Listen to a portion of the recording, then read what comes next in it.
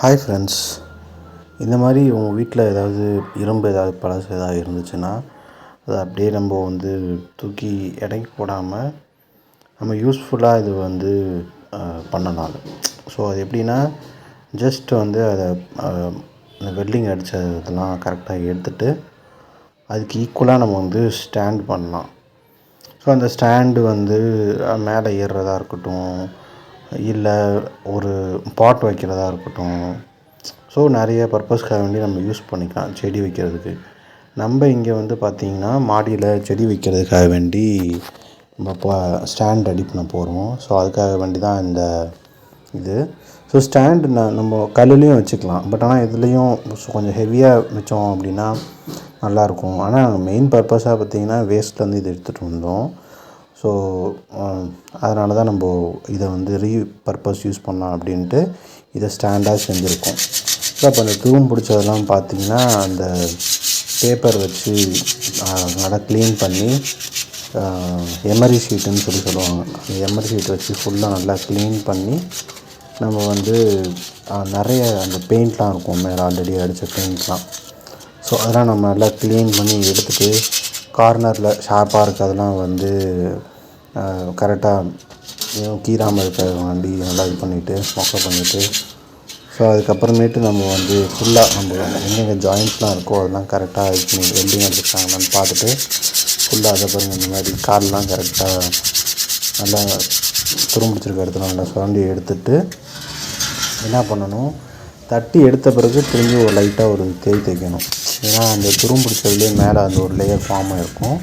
அந்த லேயர் போகிறதுக்கு அப்புறமேட்டு நம்ம எல்லா கால்லையும் எடுக்கணும். ஏன்னா அங்கங்கே இடுக்கெல்லாம் இருக்கும். ஸோ நம்ம மோஸ்ட்லி நம்ம ஸ்டாண்டாக யூஸ் பண்ணுறதுனால அங்கே கரெக்டாக வச்சு இது பண்ணுறதுக்கு இது இருக்கும். ஏன்னா நம்ம மழை பெய்யும், எல்லா இடத்துலையும் நம்ம பாதுகாத்துருக்கோம். இப்போ பெயிண்ட் அடிச்சிட்டோம்னா ஒரு குறிப்பிட்ட வருஷத்துக்கு இருக்கும்.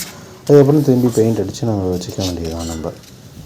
ஸோ இதோட ஃபுல் இது பார்த்திங்கன்னா வீடியோ நம்ம போடுறோம் இங்கே. இப்போ பாருங்கள், நம்ம பெயிண்ட் அடுத்தது அடிக்க போகிறோம். நம்ம நல்லா ஃபுல்லாக சுரண்டியாச்சு. அடுத்தது பெயிண்ட் அடித்து பெயிண்ட் நல்லா நீட்டாக அடிக்கணும். உங்களுக்கு அந்த பெயிண்ட் திக்னஸ் போகிறதுக்கு என்ன பண்ணணும், தின்னர் வாங்கி லைட்டாக கலந்து அது ஃபுல்லாக நம்ம அடித்தோம் அப்படின்னா அந்த புதுசு மாதிரியே ஆகிடும் அது. ஸோ நம்ம பழசு வாங்கணுன்ற அந்த இதுவே இருக்காது. பார்த்திங்களா, ஃபுல்லாக நம்ம பெயிண்ட் அடித்து நீட்டாக புதுசு மாதிரியே ஆகிடுச்சு பாருங்கள். ஃபுல்லாகவே ஸ்டாண்ட் ரெடி ஆகிடுச்சா. நம்ம வெல்டிங் அடிக்கிறதுக்கு நம்ம ஒருத்தவங்க கூப்பிட்ருந்தோம். ஸோ அவங்க நல்லா வெல்டிங் அடித்து கொடுத்துருந்தாங்க. கீழே ராட்லாம் வச்சு நம்ம வெல்டிங் அடித்து இப்போ ஸ்டாண்டாக கன்வெர்ட் பண்ணியாச்சு. அதை பார்த்திங்களா எவ்வளோ வெயிட் இருக்குது பாருங்கள். நல்லா ஹெவியான ராடு போட்டிருந்தாங்க. ஸோ இதை எடைக்கு போட்டிருந்தாங்க அதை. ஸோ நம்ம அதை எடுத்துகிட்டு இப்படி பண்ணியிருக்கோம். நல்லா ஹெவியானது. இது கிறிஸ்மஸ் ட்ரீ. இங்கே தான் நம்ம இதுவும் வச்சுருக்கோம், கொய்யா மரமும். ஸோ நம்ம சின்ன சின்ன இதெல்லாம் வளர்த்து மேலே ஒரு தோட்டம் போடுற மாதிரி வீட்டுக்கு தேவையான காய்கறிகள், கீரை, சின்ன சின்னது பழங்கள், மோஸ்ட்லி ஹைப்ரிட் பழங்கள், star fruit, berry, beetroot, guava, இந்த மாதிரி நிறைய நம்ம வளர்க்குறோம் மாடியில். கொடி வகைக்கும் போட்டிருக்கோம். இப்போ தான் கொஞ்சம் கொஞ்சமாக செட்டப் ரெடி ஆகிட்டுருக்கு.